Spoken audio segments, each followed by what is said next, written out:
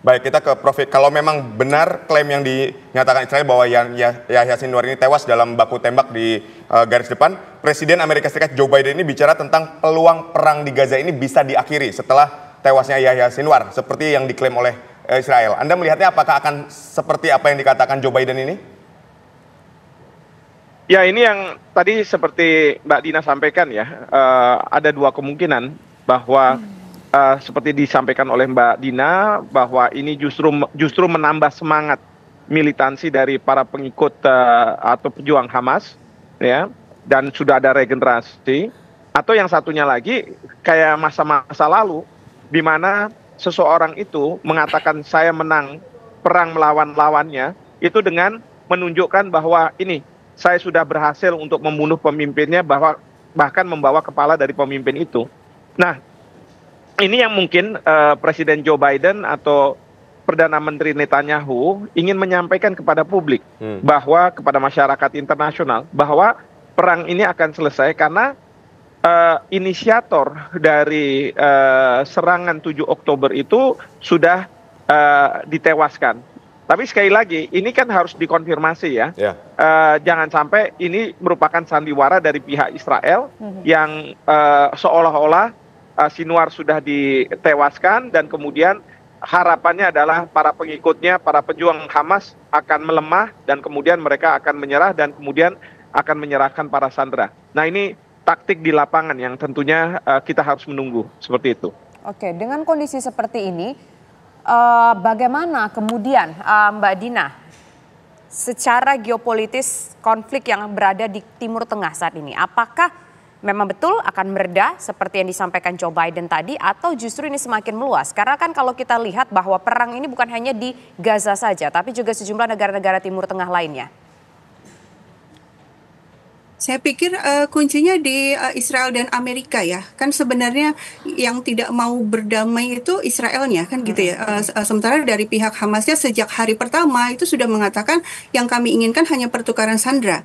Kemudian juga Hizbullah sejak tanggal 8 kan mulai 8 Oktober mulai melakukan serangan terhadap Israel, itu juga mengatakan serangan kami akan berhenti kalau Gaza tidak diserang lagi. Kita lihat bagaimana Yaman ya, Ansarullah Yaman itu membantu Gaza dengan cara memblokade Laut Merah supaya logistik ke Israel terhambat. Itu juga mengatakan kalau Israel menghentikan serangannya kami buka lagi Laut Merah. Jadi artinya situasinya sekarang menunggu Israel mau tidak menyelesaikan perang ini.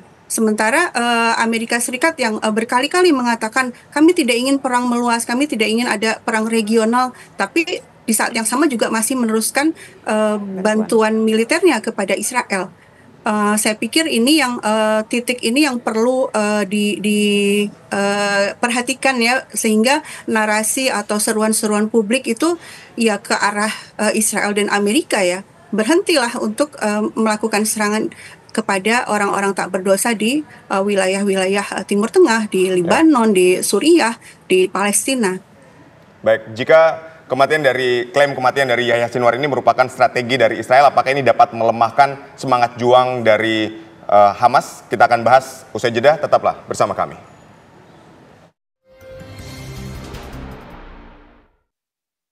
Kita menuju ke Prof. Ketika kita misalnya melihat bahwa ini kan klaim yang baru sepihak nih, baru disampaikan oleh Israel, bahkan di Telegram Hamas sendiri belum ada berita atau keterangan soal kematian dari Yahya Sinwar. Apakah ini merupakan strategi dari Israel untuk dapat menaklukkan Hamas atau justru sebaliknya? Kaderisasi yang berjalan di Hamas ini justru akan melahirkan seorang Ismail Haniyeh dan Yahya Sinwar baru? Bisa jadi ini strategi dari Israel ya, karena kita tahu bahwa perang ini Israel pun tidak tahu kapan harus dihentikan. Karena kalau misalnya istilahnya mengikuti kehendak dari Perdana Menteri Netanyahu, ini nggak akan selesai. Dan Amerika Serikat sekarang menurut saya itu sudah mempressure Israel agar segera menghentikan. Karena apa? Tidak hanya masyarakat dunia mengecam tindakan Israel, tapi juga mengecam tindakan Amerika Serikat yang seolah-olah membenarkan tindakan Israel, ya. Terutama sekali waktu ada serangan ke pasukan perdamaian. Nah, jadi di sini Israel mungkin berpikir bahwa kita harus menghentikan, tapi menghentikannya ini gimana caranya?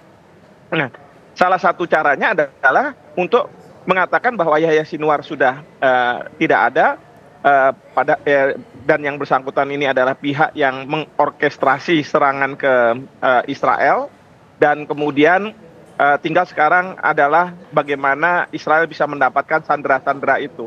Karena mungkin juga Israel secara ekonomi, secara militer itu sudah sangat jauh menurun sekali ya dari sebelum perang gitu ya. Nah, ini yang harus ada way out-nya ya, way out-nya itu seperti apa. Nah, menurut saya seperti itu. Tapi dari sisi Hamas, bukannya tidak mungkin bahwa ini justru menambah, mempertebal militansi mereka untuk melakukan serangan ke Israel. Dan yang perlu diperhatikan adalah dari Iran, ya, karena ini kan proksi semua dan ujungnya adalah Iran.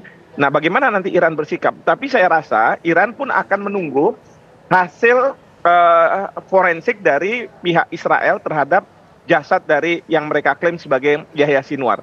Kalau memang benar adanya, ya sudah, berarti mungkin saja mereka melakukan serangan. Tapi kalau misalnya tidak, ya mereka akan mensupport siapapun yang ada di lapangan, termasuk Yahya Sinwar mungkin masih hidup dan kemudian melawan Israel, mereka akan dukung. Seperti itu. Ya, Prof, ini kalau kita lihat kan ini perjalanan panjang perang ini, Prof.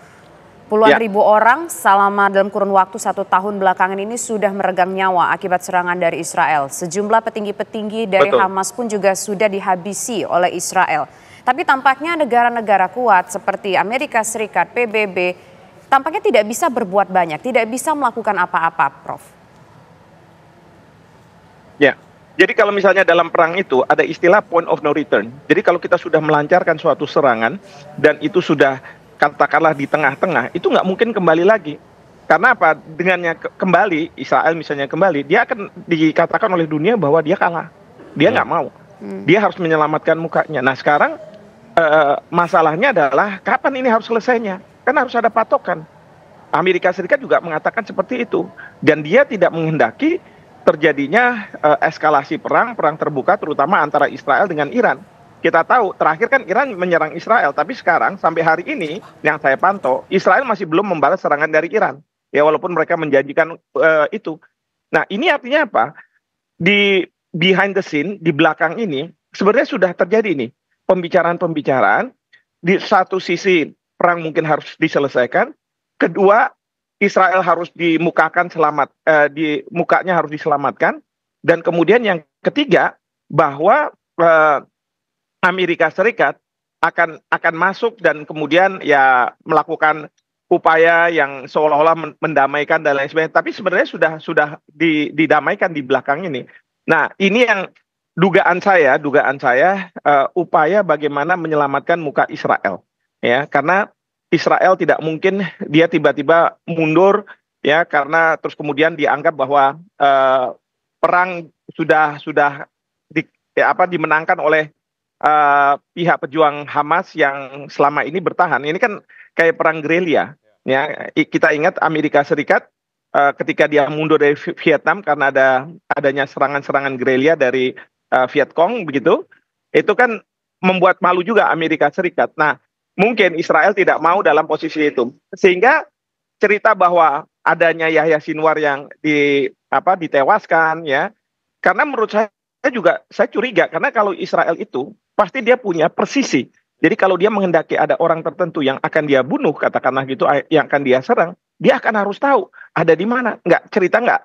Karena kebetulan gitu ya. Saya kok tidak yakin gitu ya kalau itu semua karena kebetulan. Seperti itu.